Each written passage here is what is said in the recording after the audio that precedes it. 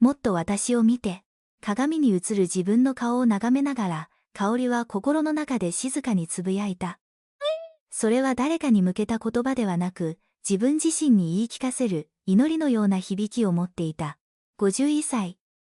世間ではもう初老と呼ばれる年齢に差し掛かり、いつの間にか自分を女として見ることをやめてしまっていた。穏やかで波風の立たない毎日、不自由のない暮らし。優しい夫。何も文句などあるはずがない。それなのに、胸の奥にはぽっかりと穴が開いたような、満たされない渇望が渦巻いていた。夫の達也は、誠実な人だった。20年以上連れ添い、大きな喧嘩もしたことがない。ただ、いつからだろう。彼が自分を、一人の女としてではなく、そこにいるのが当たり前の、空気のような存在として見ていることに気づいてしまったのは、食卓を共にし、同じテレビ番組を見て笑い、そして別々の寝室で眠りにつく。彼の手が最後に自分に触れたのは、いつのことだったか、もう思い出せない。それは寂しさというよりも、諦めに近い感情だった。香織は、静かに色を失っていく風景画のように、ただそこに存在するだけの、背景の一部になりかけていた。もっと私を、見て。その言葉が、薫の運命を大きく動かす引き金になることなど、この時の彼女は知る由もなかった。それは、心の中で何度も繰り返された、か細い、しかし消えることのない叫び声だった。週末、達也が珍しく箱根への小旅行を提案した。会社の福利厚生で手に入れた、高級旅館の宿泊券があるのだという。久しぶりの夫婦二人きりの旅行に、Cars lightly wavered with a hint of expectation.Maybe something would change. Maybe this trip would bring back a glimmer of the passion they once shared. Yet, as the train wound through the lush green mountains, Tatsuya was engrossed in his financial newspaper, occasionally murmuring about stock prices. Kaori watched the scenery flow by the window, her reflection a faint, melancholic overlay on the vibrant landscape. She felt just as transparent, just as unseen. The ryokan was exquisite.The scent of tatami and fragrant wood filled the air, and the meticulously raked gravel of the courtyard seemed to whisper tranquility. After settling into their room and enjoying the open-air bath, Tatsuya, content and relaxed, lay down for a nap. The gentle sound of his breathing filled the quiet room. It was a peaceful scene, a portrait of a long-married couple at ease. But for Kaori, that peace felt like a form of paralysis. She needed something to break the stillness. In the room's guidebook,A small advertisement caught her eye, in-house shiatsu massage. Let our therapists soothe your travel fatigue.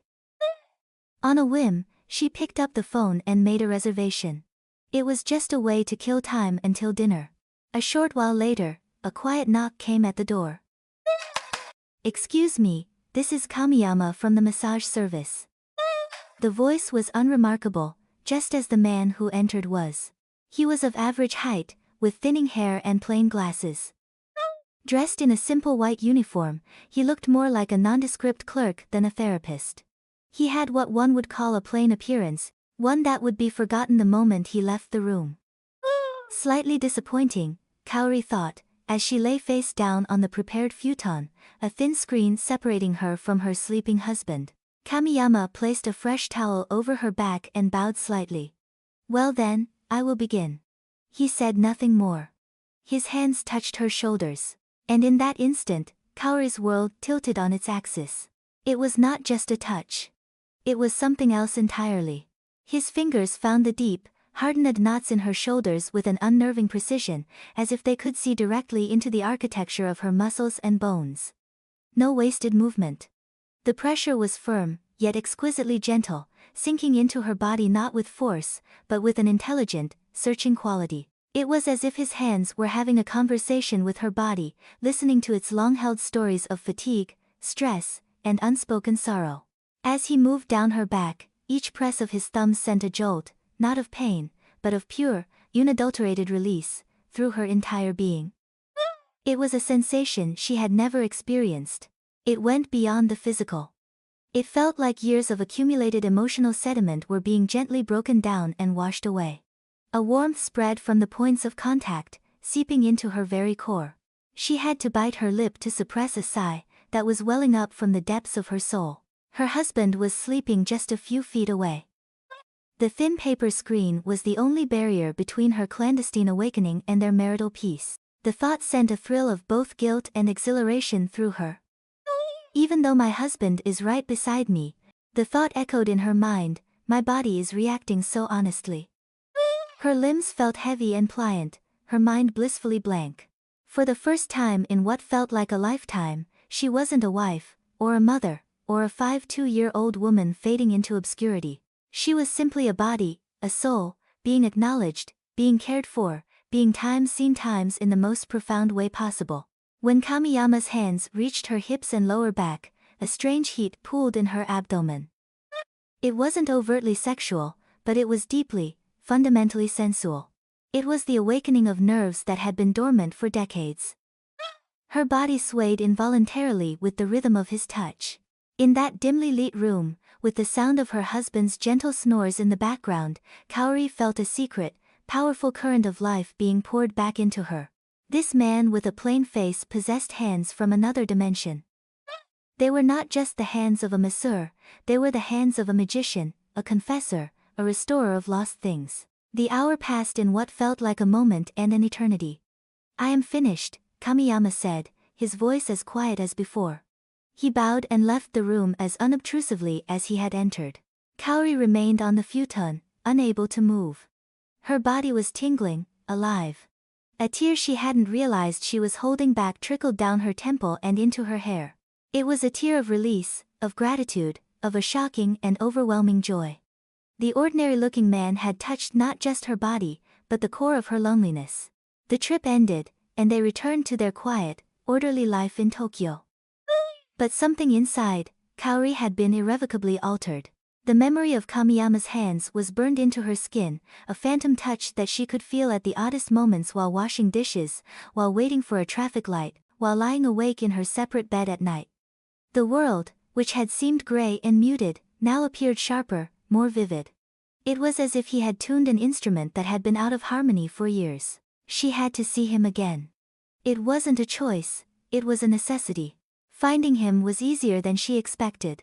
The ryokan's brochure had the name of his clinic, Kamiyama Seitain. A quick search online revealed a small, private practice in a quiet residential neighborhood, a few train stations away from her own. For a week, she agonized over it. What would she say to Tatsuya? What was she even seeking? Was this a betrayal? But the craving, the need to feel that sense of being alive again, was stronger than her fear and guilt. She concocted an art class she had decided to take and made an appointment. His clinic was just as unassuming as he was. A small, clean room with a single treatment bed, filled with the faint scent of aromatherapy oils. When Kamiyama saw her, he gave a small, polite nod of recognition. Welcome. There was no flicker of surprise, no inappropriate familiarity. He was a professional. And so, her double life began. By day, she became a student of her own body, under the guidance of her sensei, Kamiyama. By night, she was Tatsuya's wife, a role that now felt like a costume she had to put on. The daytime was hers. The afternoons spent in that quiet clinic became her sanctuary. He rarely spoke much during the treatments, but in the brief conversations before and after, he was a surprisingly good listener. She found herself talking about things she hadn't voiced to anyone, not even herself. The small frustrations of daily life, the feeling of being left behind by time, the vague dreams she had once cherished. He listened without judgment, occasionally offering a simple, insightful comment that would stay with her for days. His touch continued its magic. Your shoulders are holding a lot of tension, Mrs. Tanaka, he would say. Try to breathe more deeply, from your abdomen. Your posture has improved since last time. He was teaching her to listen to her own body, to inhabit it fully. And with each session, a remarkable transformation occurred. Kaori regained her youth and allure. It wasn't a dramatic, surgical change. It was a gradual blossoming from within. The dullness in her eyes was replaced by a new sparkle. Her skin, nourished by improved circulation and a newfound sense of well-being, took on a healthy glow. She started paying attention to her clothes again, choosing colors that made her feel vibrant instead of ones that helped her blend in. She held her head higher, her posture corrected not just by his hands, but by a renewed sense of self-worth. It was as if a dusty, forgotten painting had been meticulously restored, revealing the vivid colors that lay beneath. The change did not go unnoticed. Her friends commented on how well she looked. "You're glowing, Kaori-san. What's your secret?" She would laugh and attribute it to her new art class. Tatsuya noticed, too. One evening, as she was getting ready for bed, he looked at her for a long moment. "You look different lately," he said, a hint of genuine surprise in his voice. "You look beautiful." The words struck her with a force that was both sweet and painful. It was what she had longed to hear for years. But now, they felt tainted by her secret. She smiled, a complex mix of joy and guilt swirling inside her. That night, he reached for her hand as they watched television. His touch, once so familiar, now felt foreign, almost clumsy compared to the masterful, intuitive touch of her sensei. She felt a pang of sadness for her husband, for the life they had built, a life she was now jeopardizing for this intoxicating feeling of renewal. The line between therapy and something more began to blur. Sessions were still professional, yet an undeniable intimacy grew in the quiet space of that clinic. A look that lingered a second too long. The way his hand would gently rest on her arm as he explained a stretching exercise. The shared silence was no longer just peaceful, it was charged with unspoken emotions. Kaori found herself thinking about him constantly, fantasizing not about a physical affair, but about simply being with him, talking with him, being seen by him. She was addicted, not just to the touch of his hands, but to the man himself. She was living on a razor's edge, torn between the comfortable safety of her old life and the thrilling, dangerous vitality of her new one. She knew this precarious balance could not last forever. She knew that a life built on secrets was destined to crumble. But the thought of giving up her daytime world, of returning to the gray, invisible existence she had known before, was unbearable. And then, as if summoned by her own conflicted heart, the unexpected event that would change everything finally came to pass. Tatsuya was not a fool. He was unobservant, but not blind. The transformation in his wife was too profound to be explained by a simple art class. She was vibrant, yes, but also secretive. She guarded her phone more closely. Her classes were at odd hours and left her in a state of serene, almost euphoric exhaustion. A seed of suspicion, once planted, began to grow, intertwining with his own feelings of inadequacy and a dawning awareness of his neglect. He didn't want to lose her, but he didn't know how to reach the new, radiant woman his wife had become. One afternoon, while searching for a receipt in her handbag, his fingers brushed against a small, folded pamphlet. He pulled it out. Kamiyama Seitain. The name was vaguely familiar. Then it hit him, the massage service from the ryokan in Hakone. He looked at the address. It was in the neighborhood she claimed her art class was in. The pieces clicked into place with a sickening finality. It wasn't art that was making her glow. It was a man. A storm of emotions washed over him. Anger, jealousy, betrayal. He wanted to scream, to confront her, to demand an explanation. But then, a different, quieter thought emerged. He looked at his wife's recent photos on his phone. She was smiling, a real, genuine smile he hadn't seen in a decade. This man, this Kamiyama, had given his wife back her light. A light he himself had let go out. Who was this man? What kind of magic did he possess? Instead of fury, a strange, desperate curiosity took hold of Tatsuya. He had to know. He couldn't confront her, not yet. He had to understand the source of this power that had so completely captivated his wife. He picked up his own phone. He found the number for the Kamiyama clinic. Taking a deep breath, he made an appointment for the following week, for a man with a back problem. He gave a different name. The day of the appointment arrived. Tatsuya's heart pounded in his chest as he stood before the unassuming clinic. He felt like a spy in his own life. He took a deep breath and slid the door open. The room was exactly as he had imagined, clean, quiet, and calming. A few moments later, the inner door opened, and the man from the ryokan appeared. Kamiyama. He looked just as plain and forgettable as Tatsuya remembered. "Hello, please come in," Kamiyama said, his voice calm and professional. He gestured towards the treatment bed. With his heart hammering against his ribs, Tatsuya took off his jacket and lay face down on the bed, just as his wife must have done countless times. He could feel the therapist's presence behind him. He heard the rustle of a clean towel being unfolded. He braced himself. Kamiyama's hands landed on his shoulders. A jolt, sharp and electric, shot through Tatsuya. It was exactly as he had feared, and yet so much more than he could have ever imagined. The touch was intelligent, knowing, and impossibly powerful. It went straight to the heart of his tension, to the years of stress from his work, to the weight of a marriage he had taken for granted.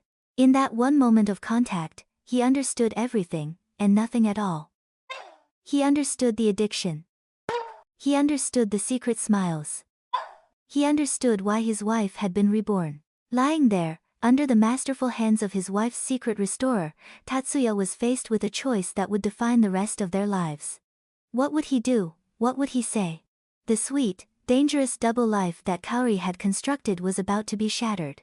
The single, desperate plea, "Look at me more," had set in motion a chain of events that had now drawn all three of them into this quiet, tense room.